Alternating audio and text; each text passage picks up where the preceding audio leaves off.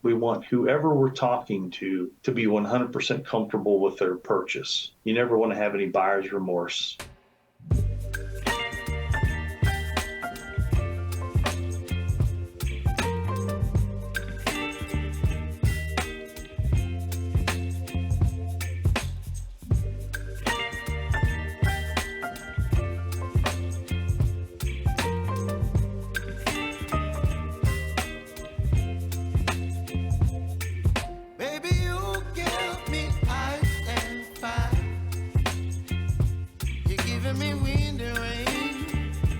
We're back. We're back. Another week. We do not have Trev, but we do have a welcome replacement. We're down on Trevor. We're down on him. But that's why the screen's a little more cozy. A little more intimate. We have an exciting one lined up. We're going to have Eric from Afco coming on. We're going to talk all things shocks, drag racing, suspension. So this might turn into a few-part series also, depending if he likes us. It seems like he's ready to just do a couple. May start. This one might be a little more basic. Do some deep dives. People can actually leave some comments below, things that they want to know. Well, we kick it off like this. Yeah, let's show off some new hardware in the meantime here. We've had these last year from Afco. These are my rear shocks. When we went big tire to small tire, we decided that it'd be easier to switch if we just had shocks for small and shocks for big. So then we could just swap back and forth a little bit easier. So still got those. So that's our rear double adjustable Afco. Yep. 6-inch stroke. Yep. Nice. I forget the part number. It's like a 3850. I run the same ones actually on my ride, so we got the same shock here. Maybe valved a little different, and that's something I think we'll talk about today with Eric is the valving. I got the BGX. We'll ask him about that. Oh, okay. I want to learn the difference. Yeah. This is the cool stuff. And the big thing with this strut versus what you got is the travel. Is that correct? Yeah. Overall So travel. I had those strange front struts. And if you look back in any of my videos, I think it was the beater bomb one. Before we went to that race, it was just puking all the oil out of the top. Eric's in the waiting room. All right. Without further ado, I think we'll get to it. First of all, we haven't talked personally quite as much as you have with Brian. I wanted to learn a little bit about yourself and kind of how you got into drag racing and like the automotive performance realm. If you could shed a little light on that for us. Okay. Yeah, sure. In high school, typical involved in, the car scene. My first car was not a hot rod, although I wanted it to be, just started to look at cars that were available. I drove home a 56 Chevy that was a beater. I mean, it had multiple colors, 6 or 7 different colors, 4-ball tires, steel rims. It was rough.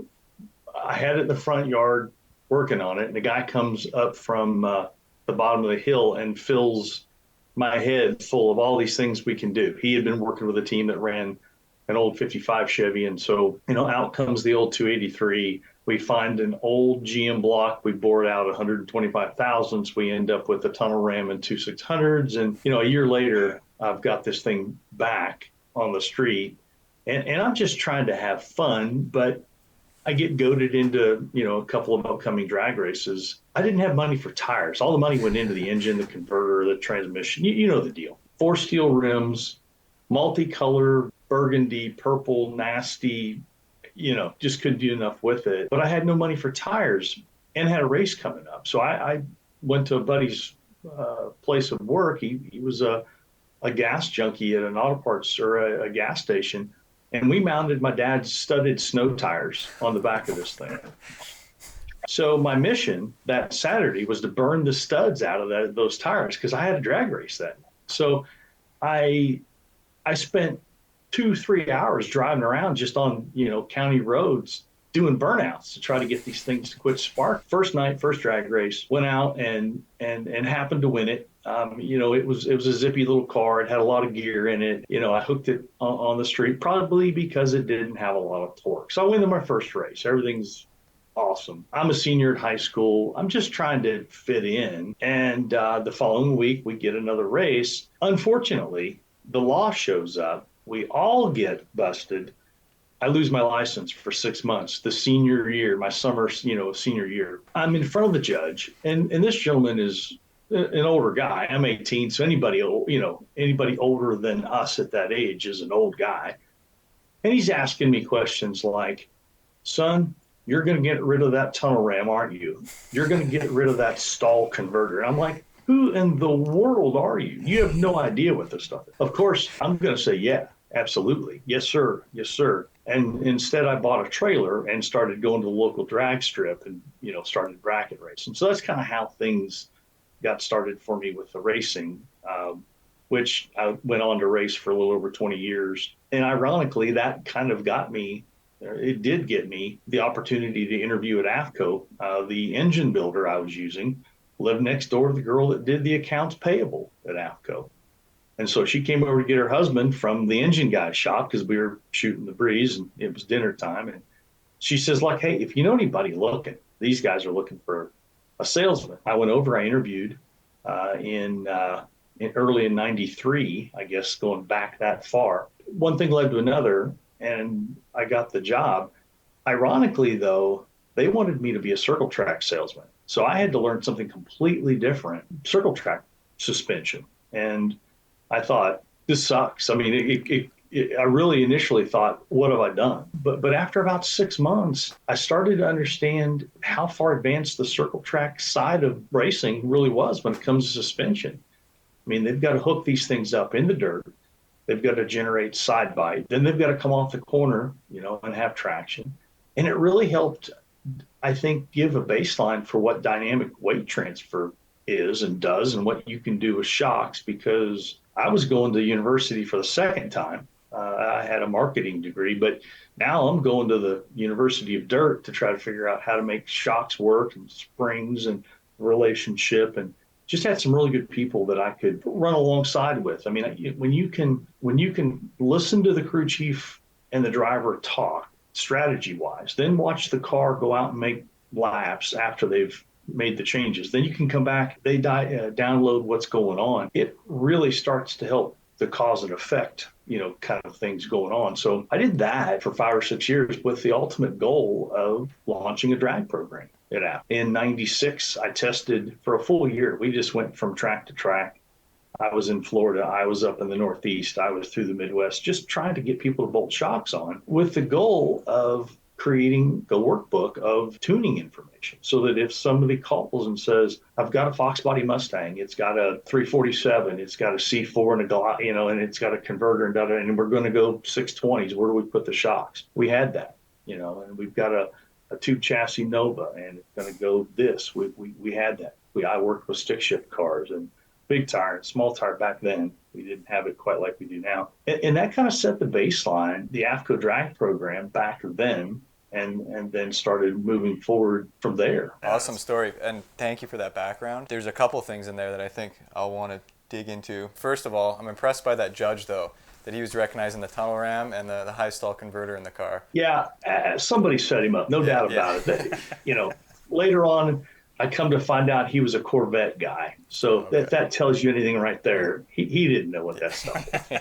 You mentioned getting started in the dirt track stuff, because I'm not familiar with the complete history of the company, but this is kind of the starting point for a lot of the shock technology, and then later on, it really opened up into the drag race space. Yeah, Afco had been formed in 1983 and had manufactured racing components. A couple of very forward-thinking guys founded Afco and would build racing parts through the week, control arms, spindles, specialty items for the round track guys. And then they would load up on a Friday and go to the racetrack Friday, Saturday, Sunday, showcasing their parts, which is what we still do today. So it's interesting that what worked then still works today. I mean, I was at a race all last week, the Lights Out 14 race in Georgia, and that's what we did. We just went trailer to trailer. So in the late 80s, Afco really started getting involved in suspension, specifically shocks and springs, and understanding that early on, owning shock dynos and developing our own valve code. So really, Afco's technology from a shock standpoint has to go back to the late 80s, early 90s in understanding how to manipulate the internal components to change the shock curve, the dyno graph, to then get you what you're looking for as far as weight transfer. So pretty long and rich history from an AFCO standpoint. What I was alluding to, and we can get back to it later, but I am interested to ask some questions too about Brian and I are drag racers, but I am curious about the dirt track stuff, because we do have a local dirt track, which we don't actually have technically a local drag strip. So the kind of the home motorsports that we have here in Thunder Bay up in Canada where we're at is the dirt track, and I know there's a lot of guys that might be curious about that sort of thing too. So Yeah, you could probably do a whole podcast on dirt track just for those guys. yeah, so might be something to revisit. Yeah, absolutely. And I've got some great people. The very cool thing about AFCO through the years is they've allowed their salespeople to be kind of specialists. In the mid 90s, I still had, I was current with the dirt track technology and the size of things, and recommending shocks and springs and bar changes and things like that. But quickly, as the drag race program took off, I took that exit. And so we have people that, my coworkers who are specialists when it comes to the dirt track stuff. I mean, we've got open wheel guys for the sprint car market. We've got full body, like a street stock or a modified or a late model. We've got some good people there. So absolutely, if you want to take a look at that sometime, I can bring somebody, on that's got that stuff, Sweet. Awesome. in his. Yeah, that would be interesting. That'd be interesting. I think for sure for today, obviously, we got a couple drag racers sitting here. Yeah, and I think you don't have to worry about that. yeah, and also just I think I don't know Brian's expectations, but I think a lot of the time people miss the boat a little bit on the suspension side, just because maybe we don't understand it the way that we should, or maybe we're not looking at things or looking at the role of the shock the way we should in different applications. Yeah, I always try and explain to people, because of where we live and we don't have a local track, we miss out on that whole, like we couldn't just grow up at the track every weekend and just walk around the pits and learn and grab information from everybody. So we always travel to races, and then all of a sudden you're in your own zone because you're trying to do so much in that one weekend. So all my information comes from like calling you guys during the week and like the week after the race being like, hey, this is kind of what I figured out. Can you guys help me with this? I know like the basics of shocks would probably help people understand first what's going on. Yeah, so I guess maybe to pose you with a question then, Eric, how do you see the role of the shock in a typical drag race application? What is the shock there to do, and what properties are important maybe in selecting a shock for your ride? From the top, the shock's job is a timing device. It dictates how quickly or how slowly weight gets transferred front to back, corner to corner, regardless of the application that we're talking about. The stiffer the shock setting, the slower we're going to transfer weight. The softer the shock, the quicker we're going to hit the tire in this case. So, from a standpoint of, let's set a scenario up. We've got a typical ladder bar car. We've got good representative horsepower. We potentially could hit the tire too hard. A ladder bar suspension is going to separate first. The shock's going to come apart at the launch. And so what we're going to do is work with the rebound or the extension control to try to apply enough force to the tire that we hook the amount of torque that we've got. You look at the shock, and if we just have a worn out brand X shock that you may have gotten off of your 80 Malibu, let's just say it came from the factory, that shock's going to be worn out. It's not, and it wasn't designed to control the kind of torque that we're going to develop, the kind of traction we're going to have. If you've got too soft of a shock, we're going to apply too much force through the suspension and apply the tire to the racetrack with too much force. We're going to smash the sidewall of the tire. It's going to wrinkle, but the tire is going to act like a basketball. At some point, it's going to rebound. And when it does, with a shock that's too soft, what we're going to see in that opposite, for every action, there's an opposite reaction. So, if you're dribbling a basketball and it comes back to your hand, and this time you dribble it a little harder, it comes back quicker. It's kind of like if you've got too soft of a shock, when we launch, the ladder bar is going to separate the chassis. Shock's going to go into extension. We're going to plant the tire.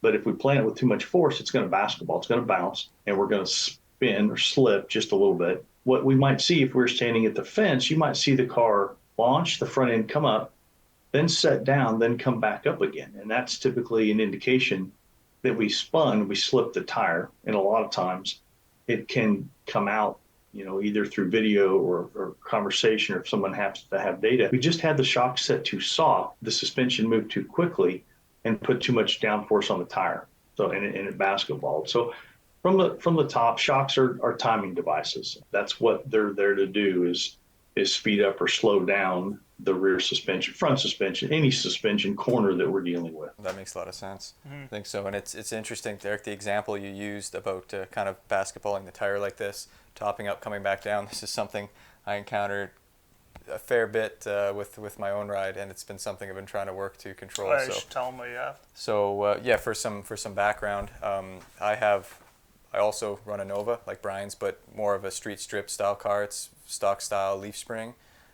with stock style control arms in the front as well. And I run your 3850 fronts, double adjustable fronts. I also run your 3850 double adjustable rears in the BGX valve.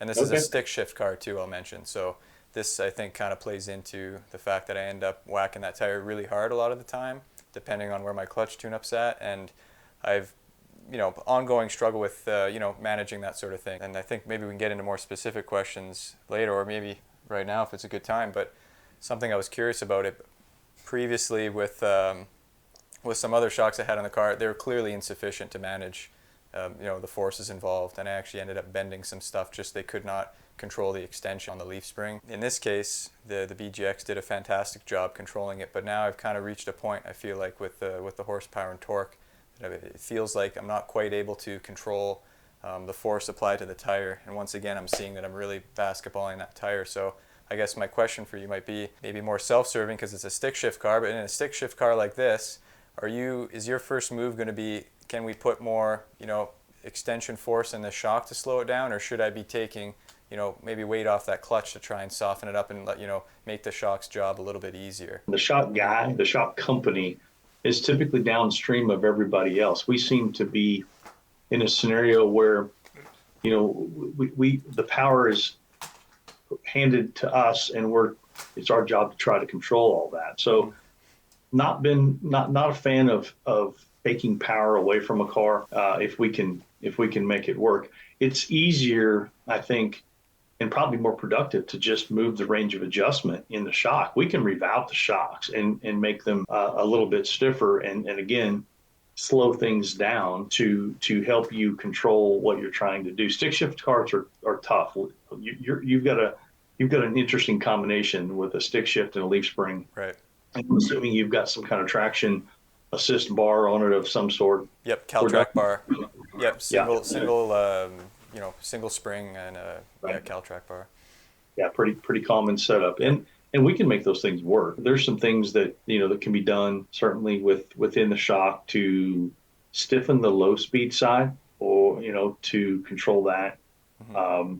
We do some things where we might stiffen the high speed, where a guy might want the suspension to initially separate, but because you're going to be piling on the power, if we don't do something, it'll just continue to separate until you top the shock out. And then when you do that, it knocks the tires off. We've got some tricks in those shocks that we can definitely get into and work on that. Okay, good to know. Now that you got an advanced question slid in there, do you want to talk about the actual, what's actually going on in the shock then with valving, how you're controlling oil, etc., to stiffen and soften a shock itself? Yeah, there's a couple of ways that that the oil gets controlled in the shock. And if let's look at the shaft end of the shock. On the ND, we can't see down in there. There's a piston that's bolted on the end of the shaft, and just think of it a little bit like a piston, in an engine. It's got a band that goes around it, so it's like a ring. So it has to seal. And then on either side of the piston, there's going to be a pyramid stack of shims. And these are highly, I don't want to say technical, but very precision machined shims. And they might be an inch and a quarter in diameter, and then they go down to, as much as 850 thousandths. So they're in the shape of a pyramid. And what that does, you can manipulate thickness and diameter and number of those shims to help manipulate different stages of the valving. If you're looking to try to stiffen up the high speed, like I mentioned a minute ago, you might go in there and change a couple of shims and make them a little bit thicker and maybe change the diameter to cause that shim to not deflect as quickly, resisting and the fluid flow through the piston, the ports in the piston. We also, when you make that adjustment, if you were to grab that shock, and if you're going to make an adjustment to the rebound up there at the top, there's the black knob. So when you're clicking that black knob, it's opening or closing a needle and seat arrangement. So the needle and seat initially dictates flow, and then the piston picks that up, and so you get a multi-staged process there to get valve control, basically. And same thing on the other end of the shock, the knob that sticks out of the end cap, same situation. You click that clockwise to stiffen it, counterclockwise to soften it. And it initially, can give us some control on oil flow. The opposite side of the piston on the end of that shaft is compression from the rebound. And so we can manipulate those shims on that side as well. This is a bit of the black magic within the shock that, we're kind of dial turners, right, at the track doing this stuff. And we're understanding the type of effect we want, but, in terms of what's actually producing that effect, it's at least I like to understand this sort of thing. I always felt the same way about my torque converter. I knew nothing about the converter. I felt like I was at the mercy of the converter guy. So I know that feeling. Yeah, that's also another feeling I have. They all stack up. Yeah. You mentioned basically this stack of shims, this particular assortment that's obviously configured for a certain application and use. And people will talk about like an off-the-shelf valving or a custom valving. And I'm wondering if you can speak to maybe what goes into, an off-the-shelf valving. Basically, the valving when we get, a high-performance shock like this, what's the intended use for that? What's the range that shock's going to be, effective before someone has to think about modifying it beyond that? Afco's got maybe a good, better, best program, in our arsenal. The Illuminator shocks that we're talking about here with the BGX valving.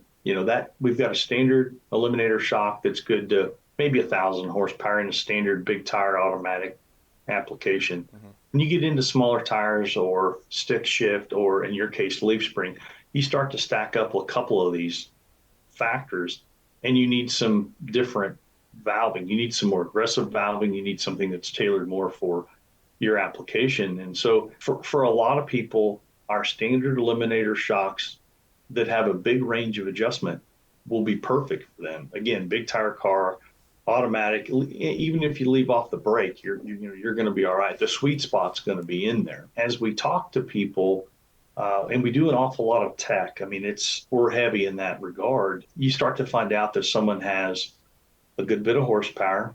We've got a stick shift transmission. We've got a heavy car.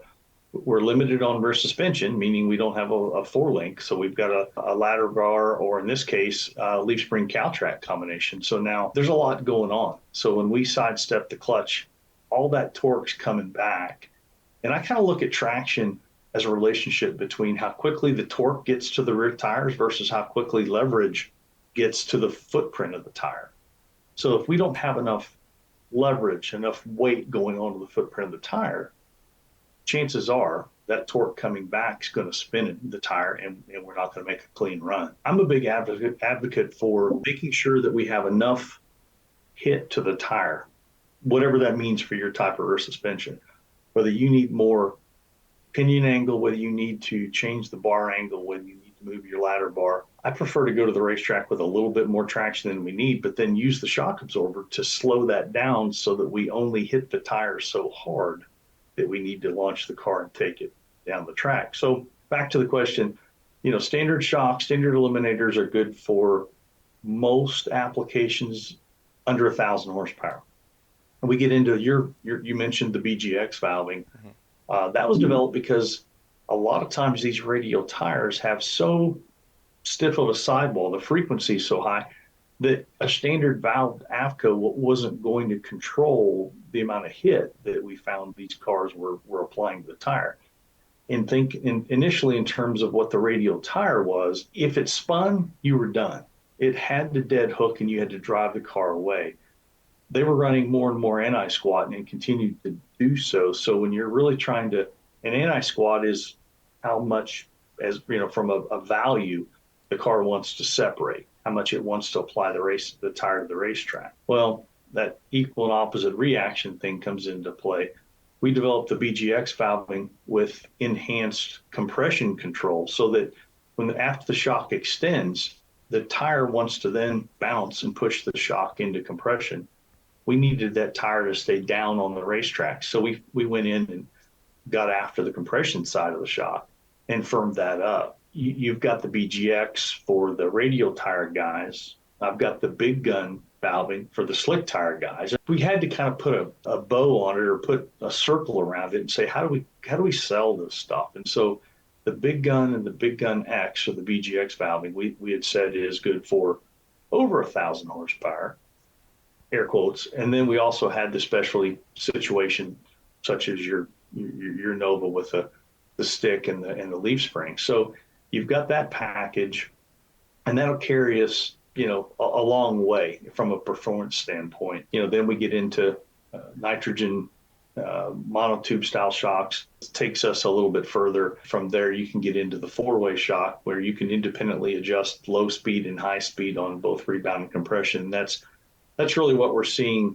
at a lot of the top level of competition for our customer base. The four-way shock's really becoming the choice unit there. I think what you said is, basically directly in line with what I've observed with the car over time. Like I said, I had a different shock, more entry-level shock on the car when I just first started bringing it to the track, and quickly exceeded its capabilities. And my hunch was, and you kind of mentioned this too, that with the leaf spring, the car really wants to separate quite hard, depending on the pinion angle and things like this. And then with the clutch car on top of that, we also have quite an aggressive hit. And my thought was, well, the standard valve shock for an automatic slick car is probably not cut out to control all this, even if I'm not quite at the horsepower threshold yet. So that's why I went right away to the BGX valve, just kind of on this hunch. And that was probably the one biggest performance improvement I made to the chassis of the car, just making that switch, just opening up that range of shock adjustment and the force it's able to produce and counteract. And that was been several years. It served me really, really well. And obviously each year pushing the car a bit harder, more power. But I think I'm kind of eclipsing the point now where maybe we have to have another conversation and see about taking the valving package to the next level, because I think I'm kind of at the point. Like I said, I think maybe you might advise, I don't know at which point in your adjustment range you'd go ahead and look at revalving, but I'll tell you now on the record that I believe that I'm maxed out all of my settings on the rear shocks, and the front being a little bit of a different story. But yeah, the rear shocks, I got them cranked basically as tight as I can, and I still kind of bounce the tire if I can't get the clutch soft enough. That's typically the indication when we're talking to someone and they say, well, I'm just about at the limit. I'm just about out of clicks. Or in your case, we are out of clicks. That's when we can bring that thing in and make a range adjustment. And then where you are right now might be near the middle and can give you that much more adjustment to go. But also, if you end up at a place where you've got to pull clutch out of the car, you've got to detune it, you can still get the shocks soft enough, because as power changes, we should also chase the shocks too. Right. If we're going to go a track that's got a bunch of teeth and you're going to have to put more clutch in the car, chances are it wouldn't hurt to put a couple clicks in the shocks to try to control it. Otherwise, we would probably end up with more travel than we really would prefer. Because I think every car has got a sweet spot for how much travel it wants to make good runs. And if we don't have onboard data acquisition, if we don't have shock sensors to overlay graphs to say, man, that was a really good run, let's go see what this one is. Absent of that, there's devices that you can put above and below your coil spring and have a rod running vertical, little O-rings, and you can start to measure travel. However you do it, I think it's important that we try to measure that and come up with a signature of a good run, and then just try to repeat that when we can. I think that's probably something you found. I don't know if you can comment on the shock travel sensors and having this sort of thing. Well, it definitely gave me something to look at, because when I first called Eric back in the day, I remember sending him a video, and I was like, can you look at this video, because I don't know if I should make adjustments or not. and for some reason Eric said it was actually good, but but now with shock data, it helps me visualize better what the actual shock is doing versus trying to look at a video and not really knowing what to look at all the time. It's a little bit easier with shock data for sure. Yeah, Eric, do you have a preference if you're dealing with someone who's got a car, they're running at the track? Do you like to see video outside the car? Do you like to see video underneath of the chassis at work? Do you like to see the shock data, or maybe ideally the whole combination of the three? It's much easier if we've got shock data to look at. If we can look at the accelerometer, if we can look at the drive shaft graph, if we've got shock sensors to look at, that helps a bunch. Unfortunately, we all don't have that. I never had that stuff on my car. I mean, I had a basic 4-channel unit that I think helped, to some degree. But if we've got, absent of that, a video of the car from the back side of the car, maybe at a 25 or 30 degree angle, so that we can see the side of the car all the way down. I can see the tire, the rear tire, and then I can, isolate the rear tire a little bit to see what I think it's telling me. But then I can also keep playing the video to see the front end, because I think more so than ever now, I see a trend where we aren't controlling the front ends as well as we'd like to. There's too many 90-10s still out there trying to be used, because horsepower is easier to come by than it's ever been. Converter technology has improved.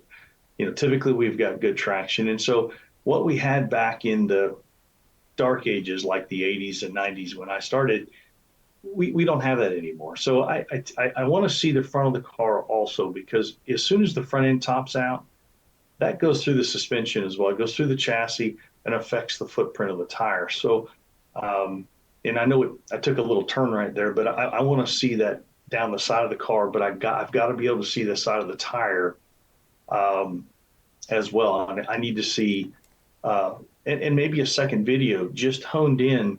Just show me the tire, in the square. I just want to see what the tire's doing with maybe a second video, because you can start to see things like, if you can see where the axle first starts to turn, then you can start to see the first wrinkle develop, and then you start to look at how the wrinkles are developing, how far around the tire the wrinkle is. That'll tell you if we're hitting the tire too hard, because as soon as the wrinkles start to overlap one another, we've hit the tire too hard, or maybe we've got the wrong tire pressure, which we run into from time to time, where the tire pressure gauge has been thrown into the car one too many times as we're getting ready to roll into the water box. We've all done it, and we've ruined our tire pressure gauges. We didn't know it.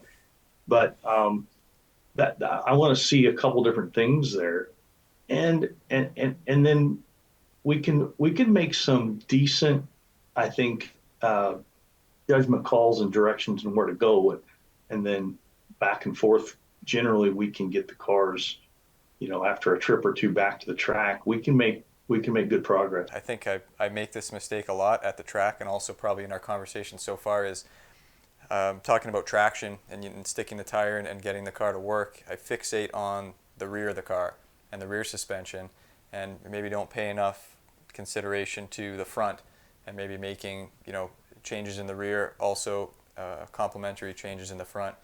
And speaking of, earlier we were talking about basketball and the tire. Well, I'm the same way, because last year my front suspension extension was all the way loose and compression was all the way tight. And then I found that I had no oil in one of my shocks.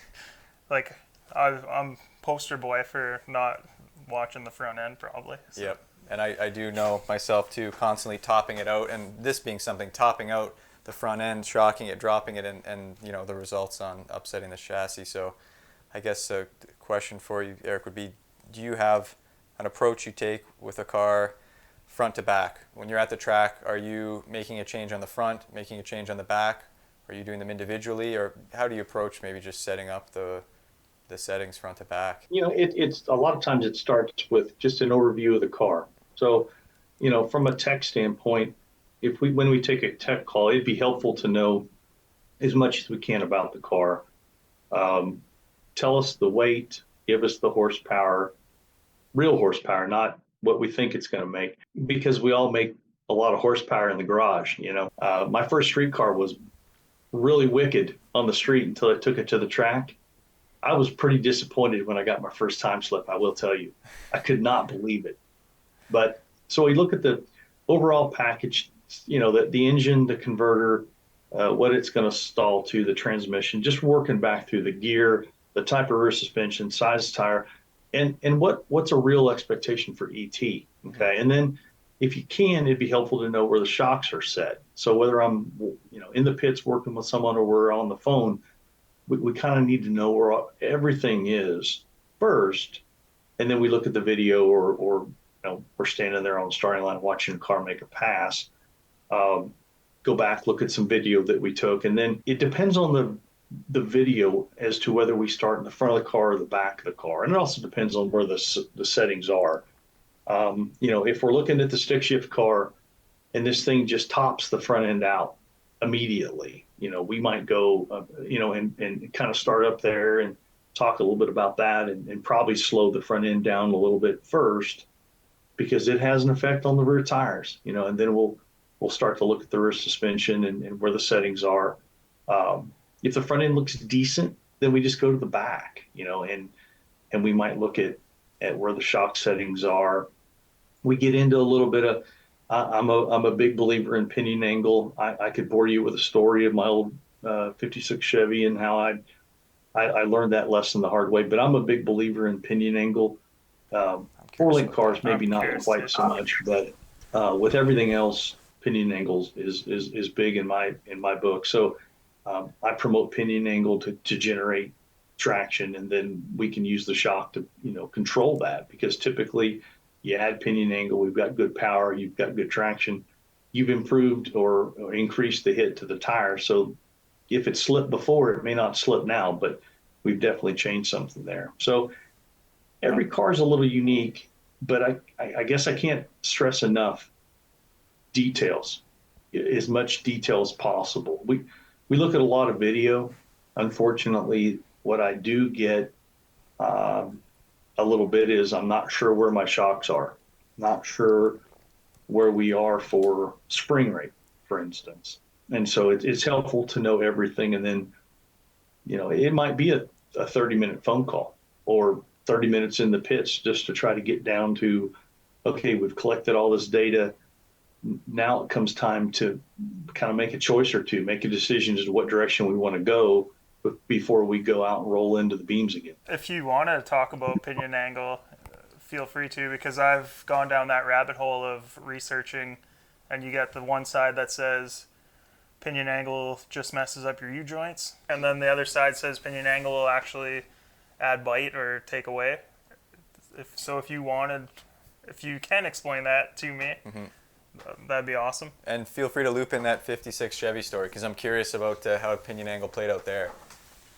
Because was that leaf spring at the time when you were running it? Were you on leaf springs? It was a ladder bar. Ladder bar, got it. Okay. It was a ladder bar. Started as a leaf car, and then we put ladder bars on it, and then it became coilover ladder bar deal. It's dangerous when you start talking about pinion angle, because there's some keyboard fist fights that take place on the forum. Oh yeah, I see it. I've seen it too.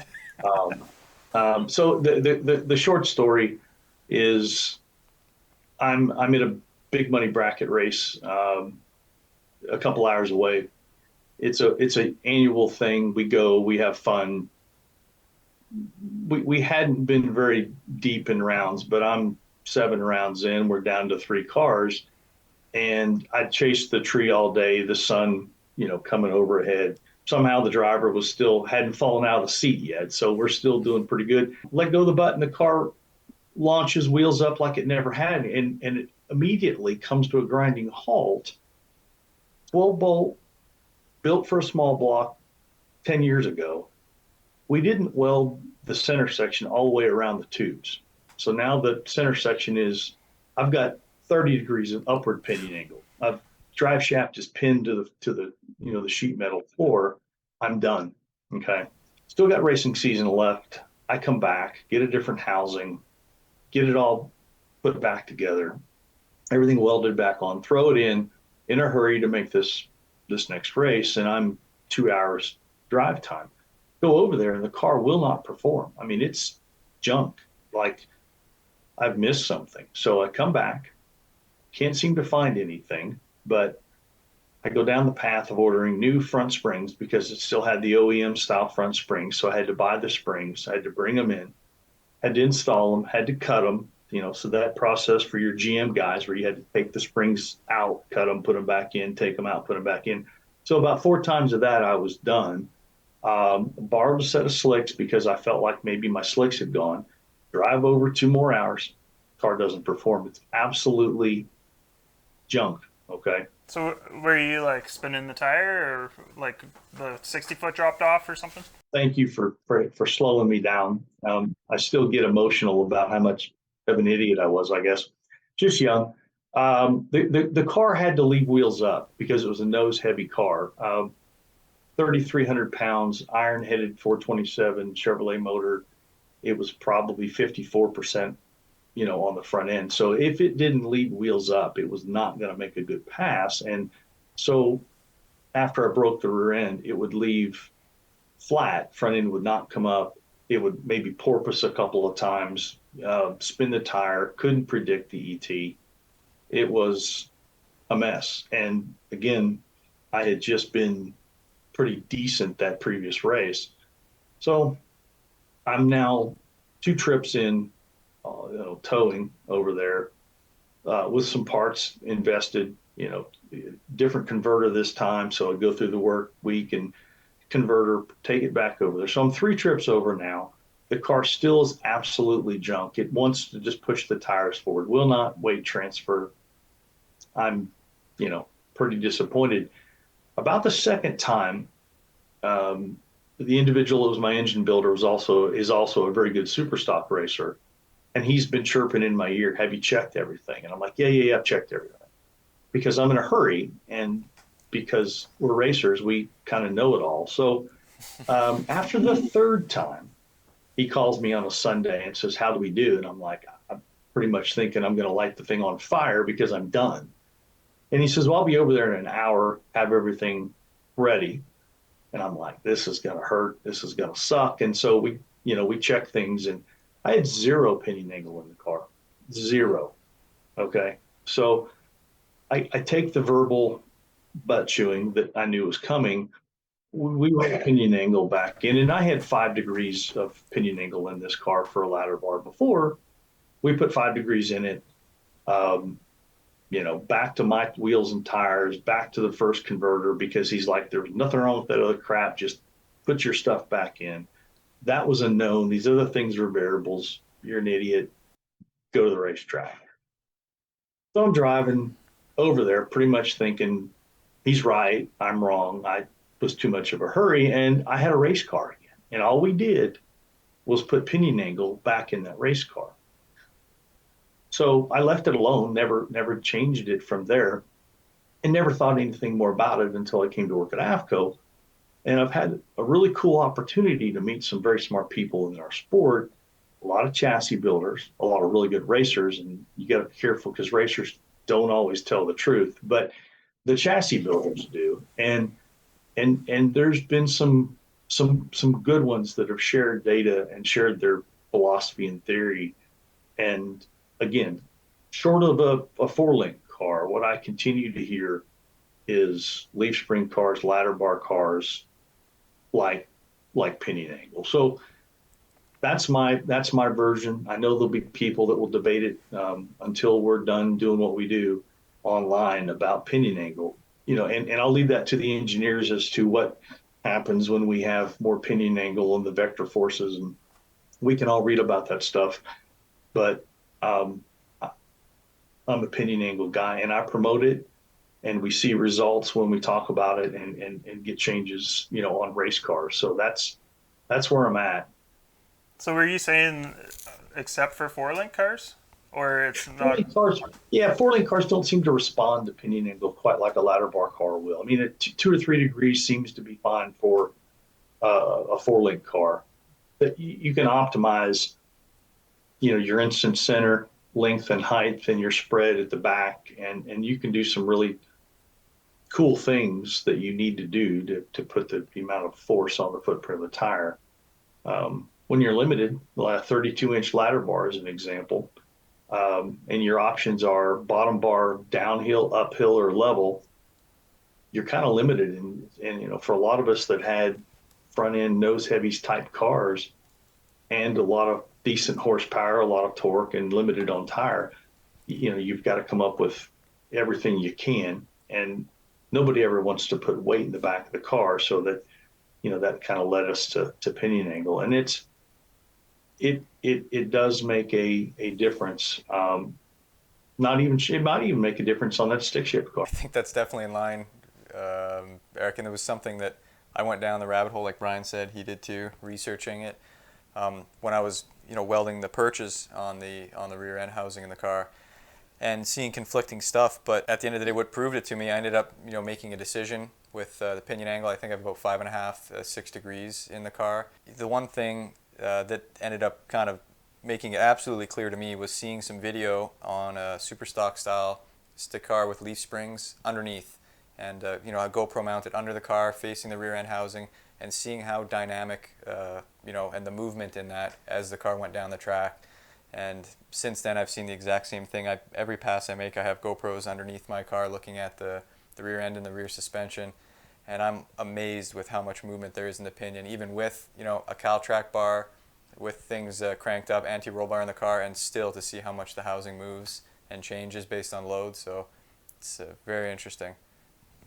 When the pinion climbs the ring, cool things happen, because in your car, or in let's stay with a leaf spring or a ladder bar style car, when that happens, think about your front eyelet on your leaf or on your ladder bar. We're getting forces pushing upward, okay, which helps weight transfer front to back. But then once the front end gets up in the air, now we are in a situation where the front eyelet has moved dynamically up. So now that straight line parallel to ground is now running uphill to the front of the car. When it's doing that, as it's trying to pick up on the car, it's also pushing down more on the rear tires. And so when things do go dynamic and the pinion climbs the ring, it just starts this whole movement to get weight to move and to get more leverage. Moving weight front to back is all about, we just want more pressure on the footprint of the tire to hook this monster that we've spent all of our money on up front. Cool. Do you have any comment on pinion angle from your perspective with the 4-link? No, because I deep dived, and then I just ran into conflicting stuff, and then I was like, well, I'll just set it up so that it's good for my U-joint. Yeah. Okay. So I haven't... it's been set, and you kind of stuck with it? Yeah, I haven't really played with pinion angle at all. So Brian, how much pinion angle do you run? I think I was 1.5 degrees. And I don't think you'd see anything that's a little bit of work to do, but if we went to the next test session, made a couple of hits to baseline your car, and then jacked the thing up, crawled under there, put 2 more degrees in to make a significant change, I don't know that 4-link car sees that. I don't know that we pick it up in your data or the time slip. I just don't. Yeah, it might actually be an interesting thing to do. It's not hard to change. I could do it through the back, actually. So. Oh yeah, you're set up to do it. Yeah. That's interesting. My thought with it, because we've talked a little bit about the 4-link with regards to pinion angle, is just with the design and construction of it, you have much better control of that housing. So the housing, in terms of how it's going to apply force to the chassis, there's a lot more control and constraint. Where the leaf spring car, basically my housing is kind of floating on those springs, and right. Those the traction bars, they're not nearly the mechanical connection that a 4-link bar is, right? They're more of a this is really a lever action on the top of the spring, so that housing's floating there, and it is bending that spring and wobbling back and forth all the way down the track. So as a result, yeah, it seems to be quite sensitive to the pinion angle. And I've even considered shimming and experimenting vice versa, when we talked about really hitting the tire hard and maybe trying to take some of that hit out of the car by taking pinion angle out. But what's your thought on that, on actually manipulating pinion angle for striking the tire? Pinion angle, in my opinion, if we're going to take pinion angle away from a car, and let's say the car is going down the racetrack, it's performing fairly well, If we're taking pinion angle away, then my thoughts would be to equal the amount of hit to the tire, you'd probably want to soften the extension side of the shock, because we're not going to get quite that same action. We're not going to get the same movement on the rear there. So, and conversely, if you go from 5 degrees and you put a 2-degree wedge in there, I'd go make a hit, but it stands to reason you might have to stiffen the rebound just a little bit. But it all comes back to watching the data or looking at the tire or watching the video to see. But so there's a relationship, as horsepower goes up, a lot of times, if the track is good, you might have to get a little more aggressive with your shocks and get a little stiffer. If you pull power out of a car, a lot of times you want to soften the shock up a little bit too. Kind of goes hand in hand, because again, we're trying to control the hit, the footprint of the tire. The tire has to stay round, but the footprint has to gain weight. It's got to get heavier. You've got to put more force on it to hook the kind of power we're trying to make there. If you bring some shims to a test session this year and try that out. It's pretty easy to do. Yeah, yeah, could do it in the pit. It's Cool. not too bad. Yeah. And the thing to keep in mind for people that are kind of first time looking at more pinion angle, make sure that we have enough slip yoke engagement at the transmission. We don't want that to happen, because when you step off of it on the big end and the pinion drops, and it's going to drop fast, because we've seen some of that GoPro footage, we don't want to pull the slip yoke out of that transmission. A disclaimer. For Yeah. Yeah. Yeah, before everyone starts pointing their pinions like that, yeah. We need some more disclaimers when we talk about pinion angle, because it can get heated, no doubt about it. Yeah, no, we're This all is just open-minded. Eric's view. Yeah. Yeah. Take what you want out of this. Well, I'm just wondering if there's anything Eric ever notices when, like, somebody new and fresh coming to Afco to buy some shocks, or maybe their first time calling in with technical questions. Because I know there's guys that are like, well, I went to the track one time and I set the car up and it's good now. A couple things come to mind. Let's go back to the front of the car first. For most all GM guys, when we started out, the springs that came with whatever car we had were passenger car springs or truck springs, and they weren't designed for weight transfer. So we go to our favorite aftermarket spring provider and we buy these springs that are at least 4 inches taller than the factory spring, and we've got to go through the process where we're going to have to cut springs to get the desired ride height. But those springs are awesome for weight transfer. I mean, you can, I pick a 70 Chevelle as an example. You put a set of springs in there that's designed for drag racing, you can go up and grab the front bumper and feel a difference. Wow, this thing really wants to come up. So on the starting line, those springs are your friend, and man, this thing hooks. It weight transfers like never before.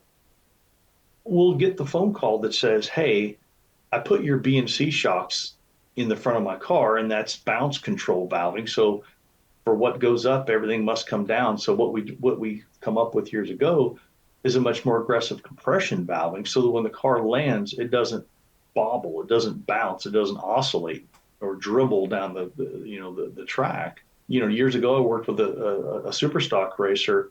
He was literally 300 slower going from a 3rd gen to a 4th gen F body, and the only difference was the 4th gen dribbled. When the front end landed, it dribbled. Well, it went through all the front end geometry changes that it could as it was basketballing up and down and up and down.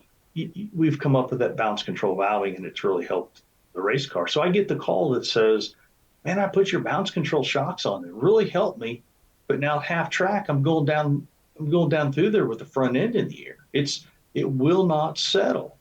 It's got to be the shocks." The shocks generally don't hold the front end up, because at low shaft speed, they'll bleed off. So your spring that helped you on the starting line could absolutely be your enemy mid-track. So just kind of keep that in mind.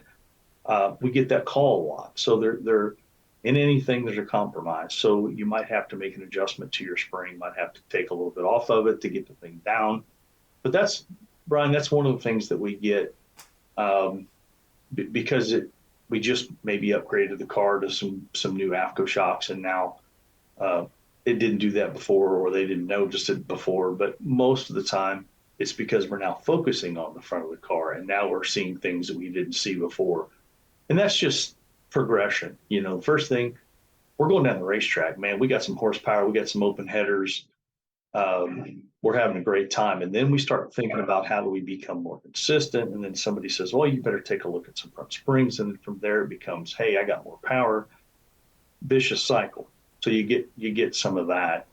The other thing that we want to talk with people about is look down the road a couple of years, when we're making an investment in whatever it is. So when it comes to suspension, I'm asking people, where do you see the car in a year? Or where do you see the car in 2 years? So let's make sure we're making the investment one time. Because we do get calls about, well, can I put a single adjustable shock on my car? Or do I have to go to doubles? And the answer isn't always yes, we have to go to doubles. It really depends upon the intent for the race team and the race car. So to answer that question, we do get that call where someone says, hey, where do I need to be? What would you recommend? And ultimately, the answer is we want whoever we're talking to be 100% comfortable with their purchase. You never want to have any buyer's remorse. I say that with firsthand knowledge because I've made that investment where it was maybe not the cheapest, but maybe it wasn't the right call for where I was going to be a year or two down the road. So you get that, and so we try to counsel a little bit when it comes to what parts to buy.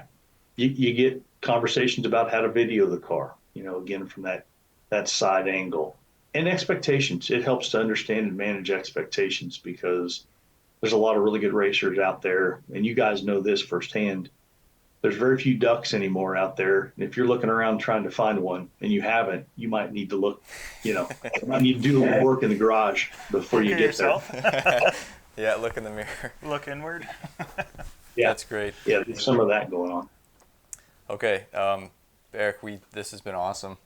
Really good, and we want to get you out of here back to your Sunday. I do have one last question that I wanted to work in today. How often should I be looking to rebuild my shocks, or when should I be looking to rebuild the shocks on a race car? Sure, good question. We don't wear the shocks out going down the 660 or the 1320. They're worn out getting to the track. So it comes down to how often you race, how many miles you tow, and it can kind of come down to how many runs you make. Some people don't make that many. Some people make a couple of hundred. But keep in mind that a shock absorber has oil. Oil breaks down. There's a piston in there. There's a band, a wear band that we'll call a ring on an engine, like an engine. All that contaminant can get in there, break the oil down. So at some point, and I'm not a hard fast guy on this. As you can tell, I'm kind of hedging the answer with my details here, but it could be 3 or 4 years if we're not towing that far. If someone's following a series and they're putting, 5,000 or 6,000 miles a year on the tow rig, a couple of years maybe is enough. Or if someone's putting more than that, maybe just every year, you're talking about $125 a shock to service these things and make them fresh. So if we're taking the trans out every year and we're checking the gear and we're doing some other things, the engine's coming apart, for $250, let's say, you can bolt your shocks back on and know that they've been disassembled, everything's been inspected, all the wear components have been replaced, O-rings, seals, fresh oil, and back on the dyno to calibrate it because everything gets serial numbered. So, if your shock is serial numbered 8675309, we're going to go back and look at the original dyno sheet. Oh, you guys got that. Yeah. That's good. I wasn't sure if that song, made it up there. He's young, anyway. but he's a big rock guy. So Yeah, Okay. Nice. So we double check and make sure that the shock, hits the numbers that it did initially. And once it does that, then we check and make sure the clicks are the same, and then we ship them right back. So it varies depending upon time and usage, but it's another one of those we probably don't service them soon enough. I definitely didn't service my last set. Yep. At all. I would say I had that last set of rear shocks for probably 8 years. And we usually put like 5,000 miles on a year. Yep, probably do. I think I'm also in that category, Eric. I think. I'm gonna be better. I'll be Yeah, better. yeah. I think based on your assessment, mine have got to go in. We'll be on the phone soon, and I can get some stuff freshened up, for sure. Awesome. Sounds good. Well, this has been really great, Eric. We really appreciate this, and not only you making the time for this, but also all your insights and expertise, obviously, and passing this stuff along, and the interesting stories. I always enjoy that sort of thing. Yeah. The personal experiences. So. Absolutely. Happy to come back. I appreciate the opportunity to come on with you guys. It was our opportunity. It's not yours. But yeah, we hear you. So thank you very much, and I think we'll close it out there. Yeah. Okay. No, that was great. awesome. Thanks, So, Eric. Yeah, we really appreciate it, and we'll. Thanks for these new parts. Yeah. Yeah. These are. This these is are like super the most trick. beautiful thing that's going to be on my car this year, Brian. Yeah. Should we always have limiters on so that we're not jamming the valve into the body, just to stop from topping the shock out? Or is there is there something in there? You're not gonna damage the strut or shock, to use it as the limiter. But sometimes you're gonna want that. I recommend people put limiters on the cars. Maybe you don't use them all the time, but have them available. It's better to have more tools at your disposal than less.